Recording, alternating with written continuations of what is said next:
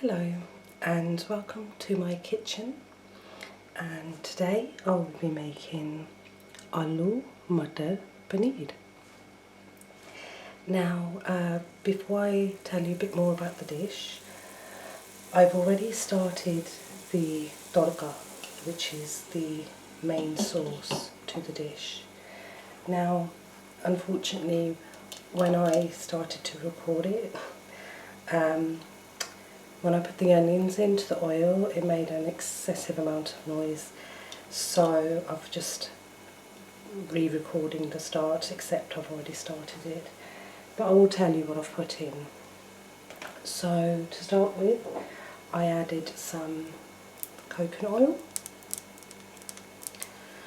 and I'll just say like a ladle full, not an excessive amount because the dish can actually be quite oily, and I will explain shortly. And then I have added cumin seeds, so you're probably getting quite familiar with these, and I just used a small tablespoon of the seeds. And I also added these black seeds, but I'm sorry, I still haven't found out the exact name of them. But I will find out as soon as I go to the Indian store and ask them. So now let me just give it a quick stir.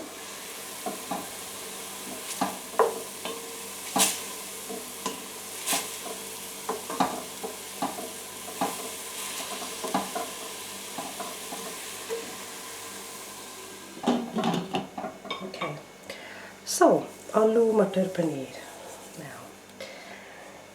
First of all, matar, what are these? Peas. These are just frozen peas, and a few little icy bits in there. Unfortunately, it's the last batch I have at the moment. Aloo is potato. Now, panee. Now, the thing is, you can make this dish with just the peas and the potato, and it becomes aloo matar. But today we're making panee, which is this. You can see them. So, what is panee? Panee is in fact an Indian cheese. Now you could buy this from the store, and it will come in a packet as a block, and it's the raw form of the cheese. Just bear with me, I think this is slightly dry, so just want to add a dash of water.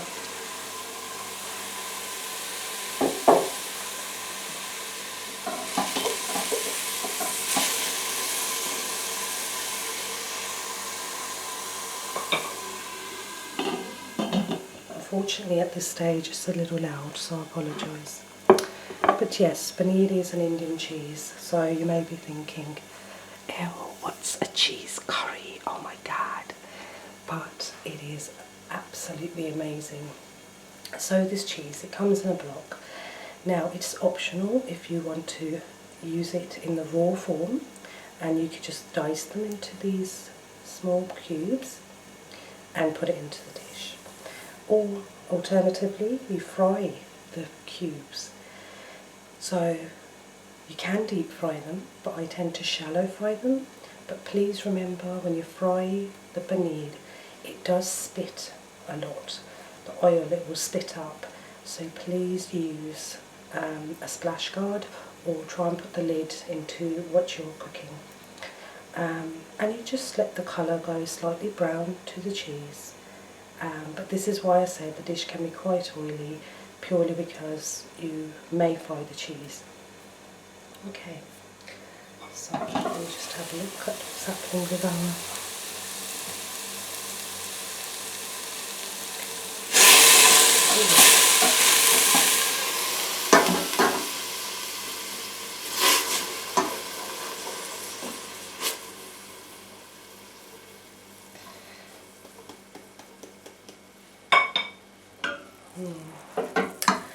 The thing is, with this tadka, the sauce. It is because there's less onions. Unfortunately, it's making a lot of noise in comparison to the other dish where I used a lot more onions. So I deeply apologise about that, but it's unfortunately the way it is. So, but yeah, I still hope you could enjoy the video. Now, where was I? Let's have a look. So, while the onions are frying, I just want to tell you what the next step will be. So, this is the mixture of garlic, ginger and finger chillies. So the garlic is, I think I used about 3 cloves, you can use more. The ginger I would say is about that big, so I don't know, about that big or something. Again, ginger is up to you. If you like the taste, then enjoy the taste. But if you don't, then you can go less on the ginger. And then the finger chillies, I have only added 3 finger chillies. This is quite a mild dish. With the 3 chillies, you'll notice the heat, but it won't be as overpowering. So, I just want to add a dash of water to it because the tadka is getting quite dry now. So,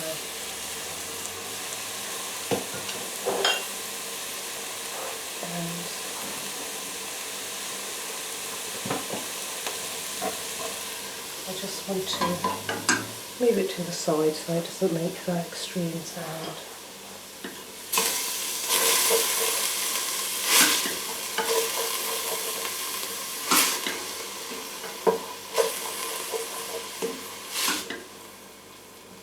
Okay. So now we'll add the garlic, ginger and chilli mix. Okay. And bring it back to the heat. Now, at this point, you must be careful that you don't get the mix into, well, your eyes. Also, the chilli can let off quite a lot of, well, it could get to your throat a little bit. So you must keep that in mind and try not to take a very deep breath with it. So I'm going to just let that continue to cook.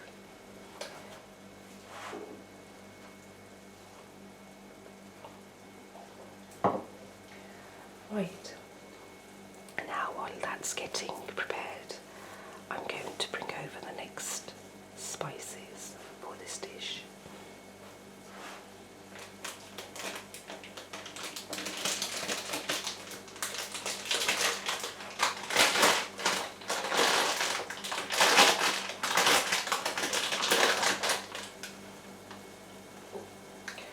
Okay, so once again I'll be using Haldi, also known as turmeric, but what I will do is I'm going to mix it in a little bit of water and make a little paste because I don't want to burn the spices. Now I'm putting in about 2 teaspoons, just 2, and I want to give it a mix. Now, sorry, I believe because this is an organic turmeric, you don't need an excessive amount. Whereas if you buy just sort of classic packet turmeric from general stores, it does, I believe actually, it requires a little bit more and I do have some. I'll show you. So you could easily buy ground turmeric that could come in this sort of pack from the brand East End. And yeah, but I've noticed the consistency of this is different. It's much more powdery, whereas I keep saying it's fluffy, but the turmeric I'm using is rather fluffy. So let me just take it off the cooker and give it a little mix. Bear with me.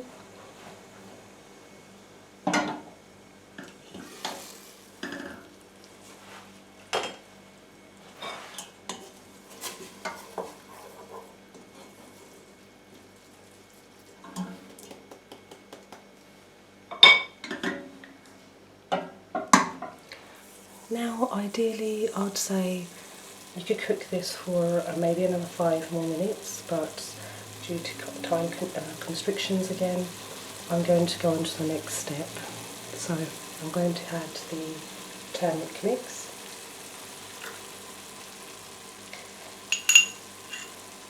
And if you notice, it's quite fluid, if you want to say that. There's quite a lot of fluid. But you're going to mix this in slowly. And straight away, as you can see, you'll see the colour, and you will definitely smell the aroma of the turmeric.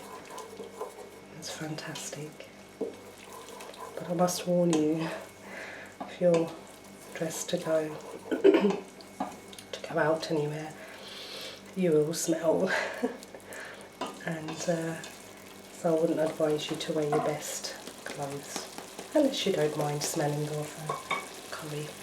But as you can see, it's quite thick in there, and yeah, we just want it to heat up just a little bit. Now I'm going to just prepare the masala mix.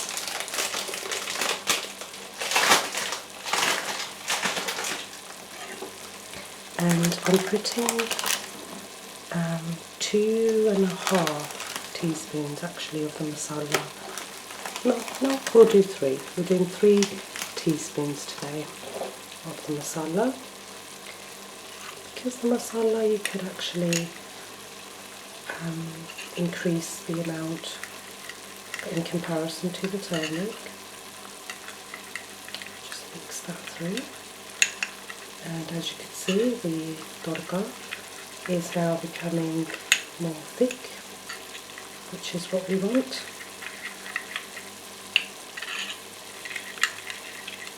And now I'm going to add the Gahram Masala. Just take off any excess.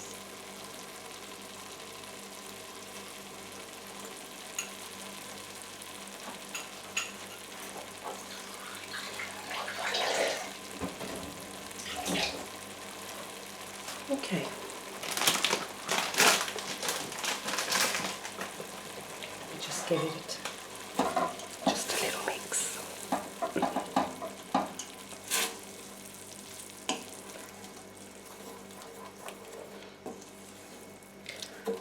So you can see the consistency of it is much thicker now, and the colour has changed from the rather bright yellow to more of a browner tone, but still showing that there's Haldi, turmeric, in there.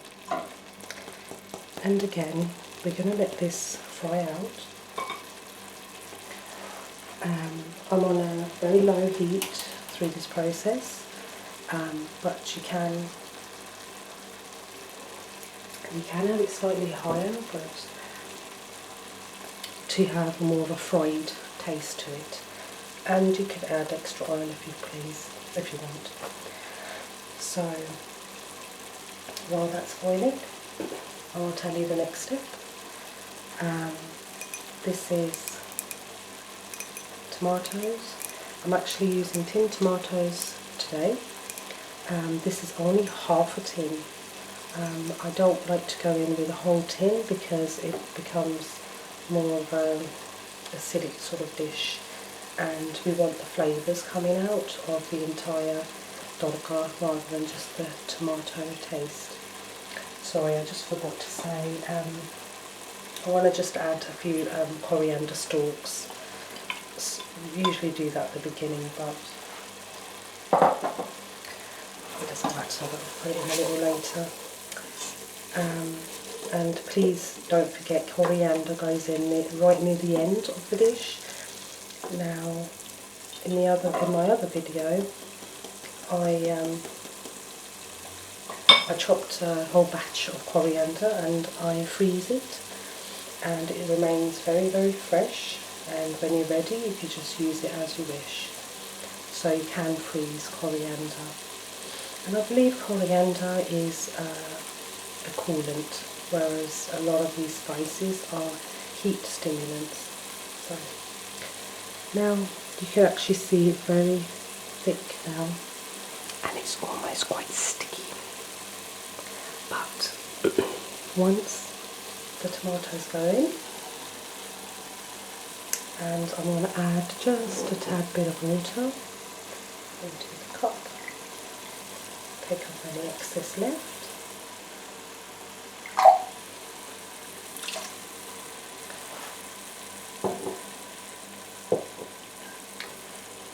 And then mix it together.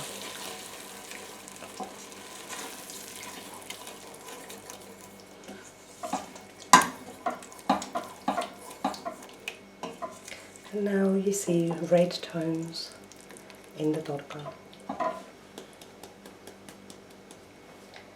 And again, you're going to let this boil through, or fry through.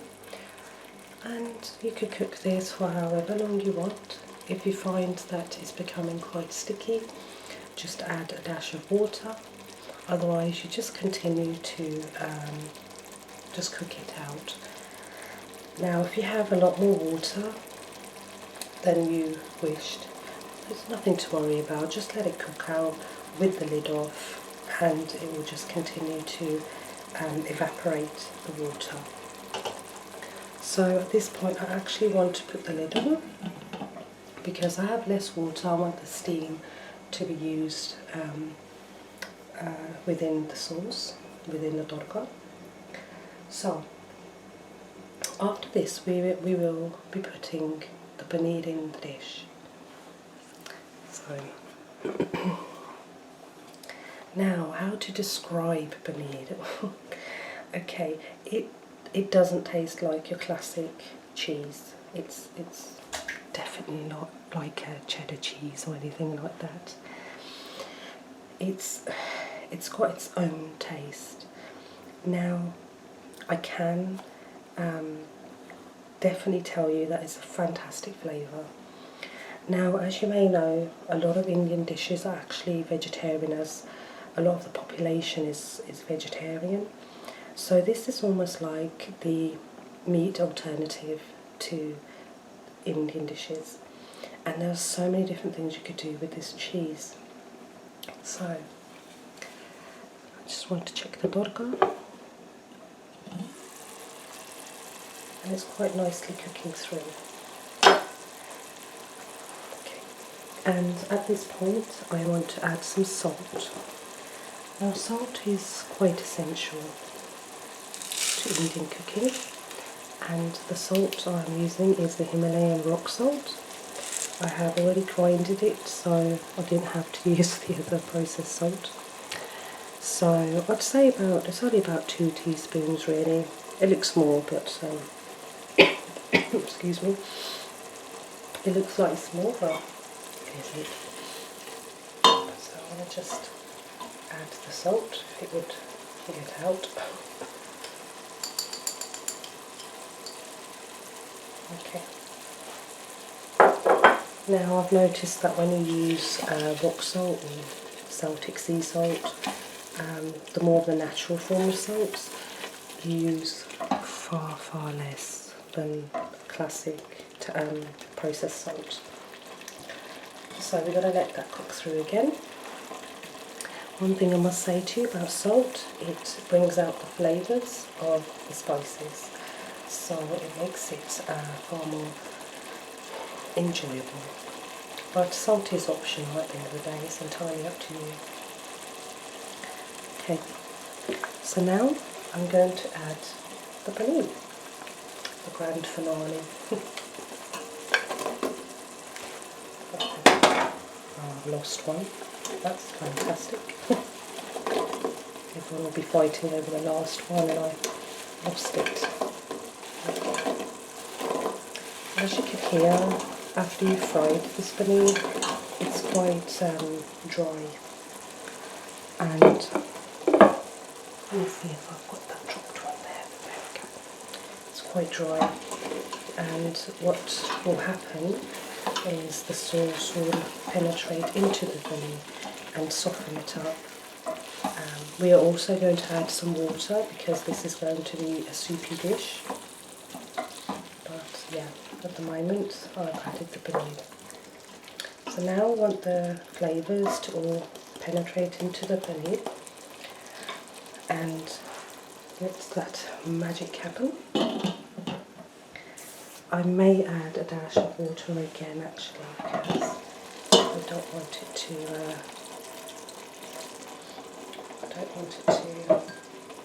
to burn while I speak to you. Okay, so what can I tell you about panee? Now, first of all, let me just tell you a little bit about the price. It doesn't say the exact weight, but it's not a lot. But this block was £1.68, and it's a full fat soft cheese. That's how they've said it, but not a soft cheese like you may know, like cheeses like Philadelphia or those sort of soft cheeses. So yeah, this is the pack. Now you can make it at home. I may try and do a video of it, but it's quite what can I say, it's quite a drawn out process, so I don't think it will fit in 30 minutes. But what I will tell you about panee. Okay, now you could use milk. So you got your average 4 litres of milk. 2 ways to do it. Now you could either use milk that's actually gone out of date, so it's already starting to curdle. This is the best way to do this particular cheese because you're not putting anything extra in it. If you tend to use milk that isn't out of date, you can help it curdle by adding lemon juice or vinegar. Now vinegar will give it a stronger taste to the panee, but lemon juice will be slightly lighter. Now say if you are doing it in the fresh form or whichever way, you have a pot, you put all the milk in and you slowly let it simmer, and what you will see is all of the clotted sort of cheesy bits forming nearer the top and releasing all the fluid at the bottom. And once that's done, you switch the heat off, let it cool just a little bit. Then you use a muslin cloth and pour the entire pot of water, but be careful, it can be quite hot, and you use that, you can actually use a sieve and put the muslin cloth in it and then pour the entire lot in there. And what you will find is the water will completely drain off and you're left with the sort of curdled cheese at the top. And at that point it will almost look like scrambled egg, for example. So what you need to do is lift up the muslin cloth and squeeze the extra fluid left in the cheese as much as you can, and then you could kind of like put it into a shape, or usually a disc type of shape. Tighten the muslin cloth. Now at this point you can still keep it in the sieve or anything that still could allow the excess fluid to come off. Let me just give this a little stir. And that's rather hot now, so I felt the heat on my hands there. And yep, you can see it's definitely softening up. and it's taking in all those wonderful juices from the dogger.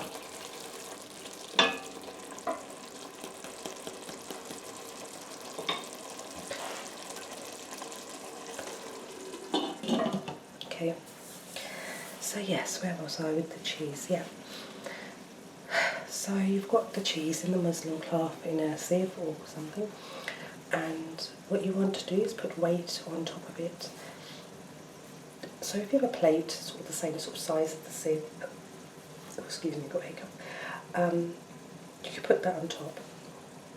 But anything that's going to put some real heavy weight on, and you can actually pile it up with some tin cans or something. There are special equipment made to make this at home, but this is just my version of doing it without all that equipment.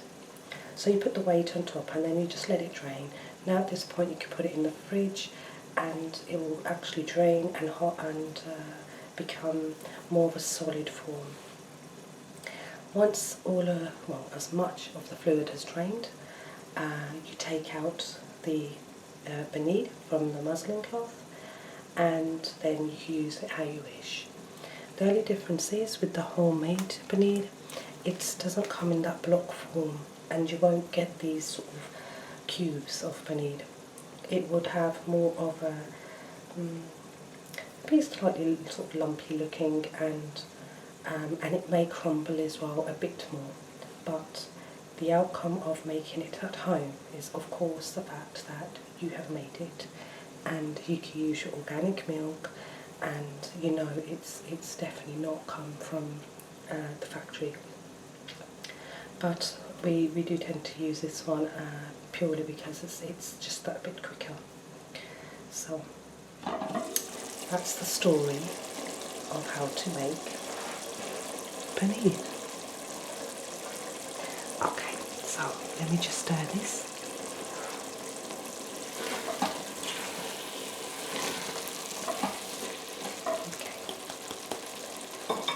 Now, at this point, I'm going to add the peas. Now, usually, you know, it's nice to try and defrost the peas so they're not as cold as this, but it won't really interfere with the dish that much, to be honest. It's entirely up to you. But, yeah, in go the mutter. And let me just give that a stir. Now, going to let that cook through a little bit, and I'm going to prepare the water to be added to it shortly.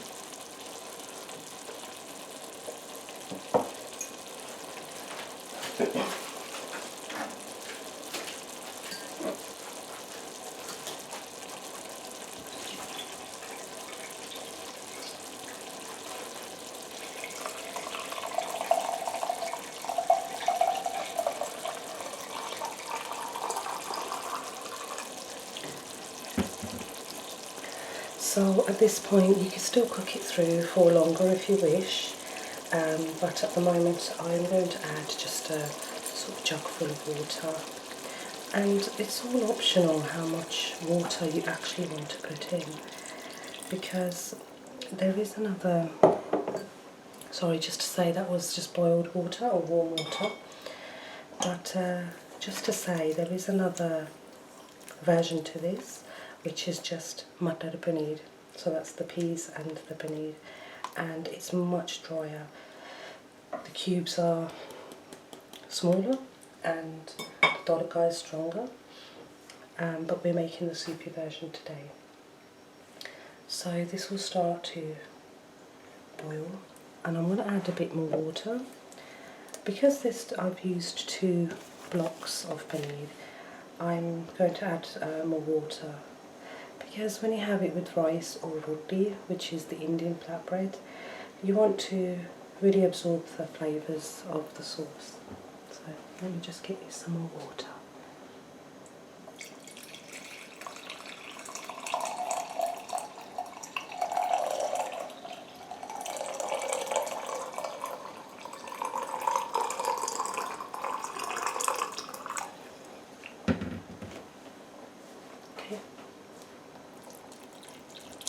I like to pour it nearer to the side so there's less risk of it being splashed in your face really. But yeah, I've got about 2 jugs of water there. Now I may add more a little later. Okay, now one tip for paneer to judge when it's cooked.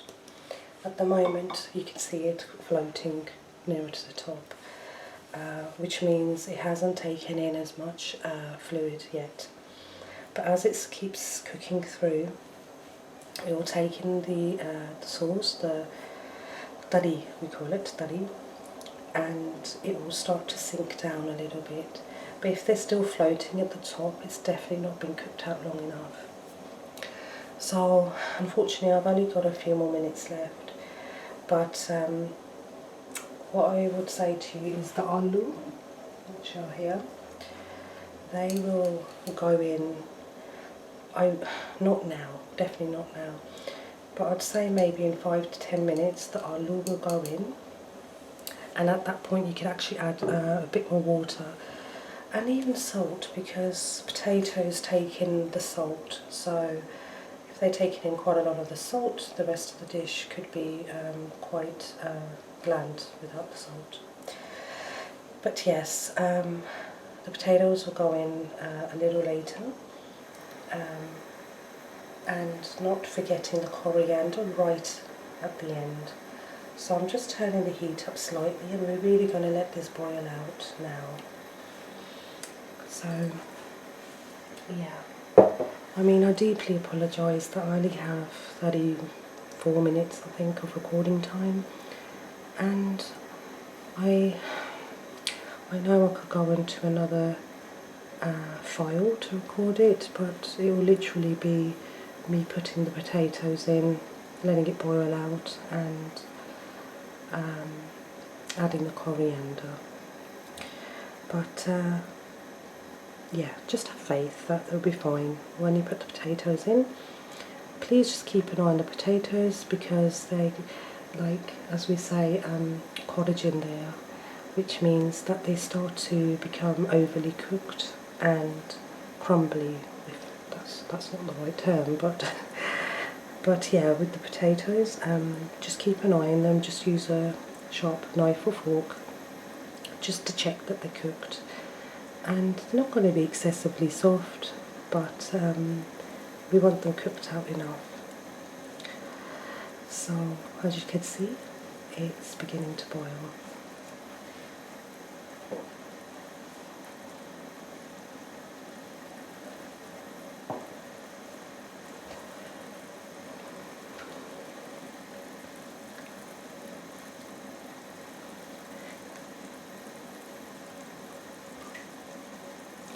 I think that in the UK, majority of the larger stores sell paneer now.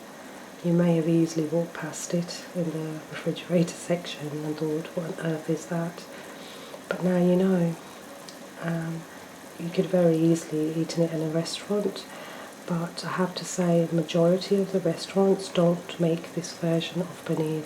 This is 100% home Punjabi cooking, and many of us are very, very familiar with this dish. So I have to just say goodbye now and add the potatoes later. Thank you. Bye bye.